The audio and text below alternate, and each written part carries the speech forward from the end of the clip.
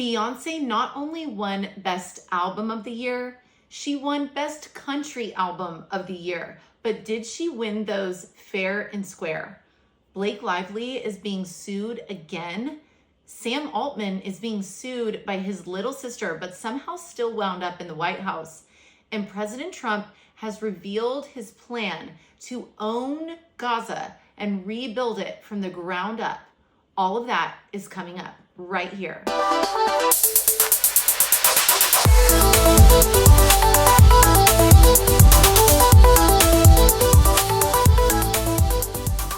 Beyoncé winning Best Country Album of the Year has led to some pretty hilarious videos on social media.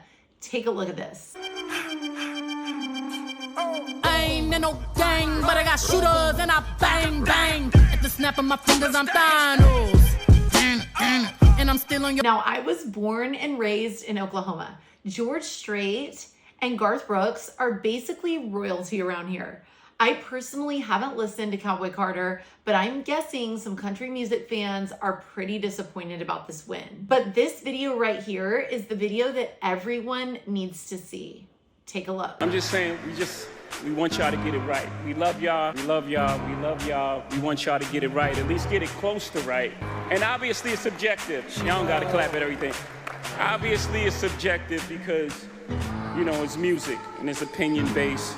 But, you know, some things, you know, I don't want to embarrass this young lady, but she has more Grammys than everyone and never won Album of the Year. So even by your own metrics, that doesn't work. Think about that. The most Grammys, never won Album of the Year. Some of you gonna go home tonight and feel like you've been robbed. Some of you may get robbed.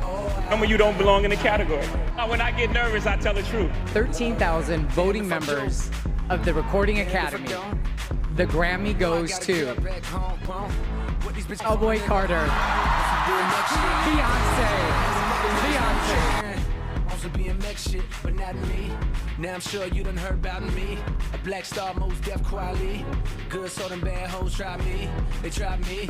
This is Martin Luther King in the club, getting dubs. If I was Beyoncé, I would never want to win another Grammy after my husband gave that speech on stage for the entire world to hear. I don't know about you guys, but I would be questioning every single win I ever had after that. For Jay-Z to get up there and speak on how she is the most decorated Grammy Award winner in history, and then to say everything he said about her not winning Album of the Year has me thinking that maybe that's why she's the girl with the most Grammys. Just saying. Yet another lawsuit has been filed against Blake Lively. This girl is in some serious trouble. I fear her entire career has been ruined. While cancel culture can be vicious and unfair, this right here feels well-deserved, and let me tell you why. Women who lie about being abused, harassed, or assaulted hurt other women who bravely come forward with truthful allegations. For Blake Lively to accuse seemingly one of the most respectful and gentle men of whose private messages we've had the pleasure of reading through and dissecting is turning out to be her single greatest mistake she's ever made. Next to tolerating Ryan's creepy, passive-aggressive, narcissistic attacks we've now all seen blown up and self-glorified on the silver screen. I'm just disappointed we have to wait until March 9th of 2026 for court to be in session. I don't know about you guys, but that seems like a really long time.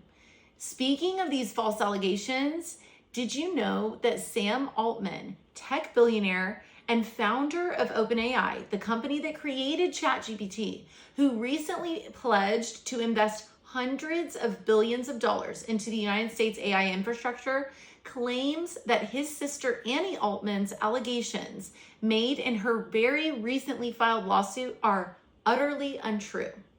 Annie claims the sexual abuse she endured caused her post-traumatic stress disorder, lost wages, and a loss of an enjoyment of a normal life. The lawsuit filed in the U.S. District Court in the Eastern District of Missouri, where Altman children were raised, seeks damages of more than $75,000 plus legal fees. Now, Sam Altman is a billionaire. $75K plus legal fees isn't that much money, and that definitely seems like a red flag. Who's her lawyer? Why aren't they suing for more money, considering the damages and the defendant's abundance of wealth? What I can't understand is how someone who's being accused of horrific crimes against a minor beginning at the age of 3, such as molestation, sodomy, battery, and even rape, which Annie alleges occurred several times a week for nearly a decade between 1997 and 2006, beginning when she was 3 years old and he was 12, with his final act, she alleges, occurring when he was an adult and she was still a minor. How is he being allowed to invest in this nation and our AI infrastructure when I understand he's innocent until proven guilty, but that seems a little off to me. Is President Trump unaware of these allegations? Because seeing Sam at a presidential podium in a press conference inside the White House, standing tall and proud next to the president and commander-in-chief of the free world, it really just reminded me of that one time that we all had to watch Anthony Fauci stand up and speak from a similar presidential podium for months, knowing he was behind the gain-of-function research that was going on in Wuhan. This abuse allegedly took place over a decade, and while Sam Altman's mother and 2 brothers have come out with a jointly issued statement penned by Altman saying, quote, "All of these claims are utterly untrue. Our family loves Annie and is very concerned about her well-being. Caring for a family member who faces mental health challenges is incredibly difficult," end quote. My suspicions are not yet quelled. My spidey senses are going off with this guy the same way they did with Gates and Fauci. Please tell me I'm not the only one. Someone close to our president needs to give him a heads up, because this is not a good look.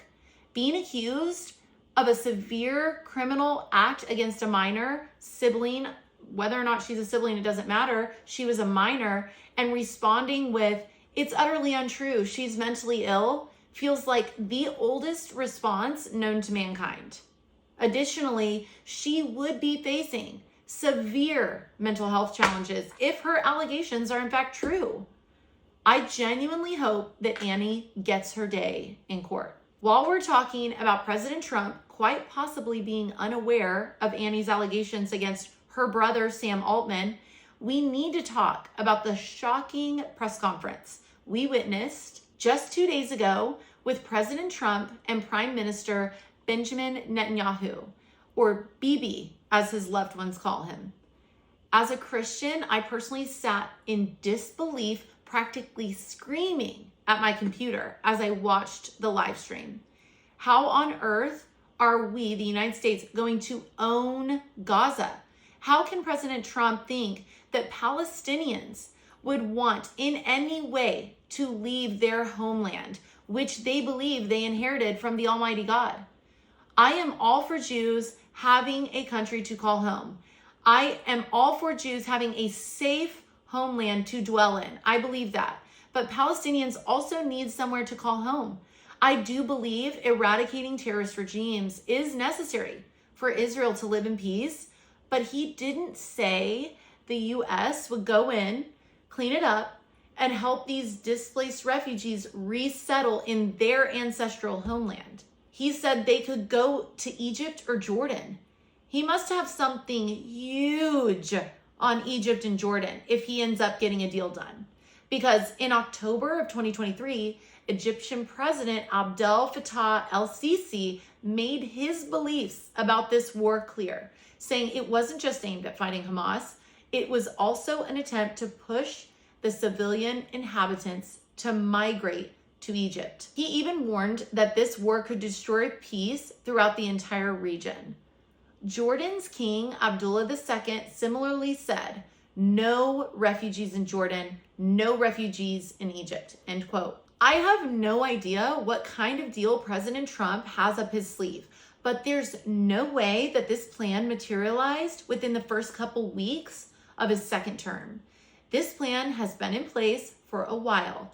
The money is clearly lined up and ready to go. According to President Trump, partners in the region have already given their word that they're willing to make this happen. I'm ready to hear from Egyptian and Jordanian officials.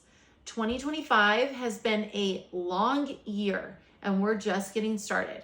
Make sure to subscribe on my YouTube channel so that you don't miss my next episode. Until next time, bye.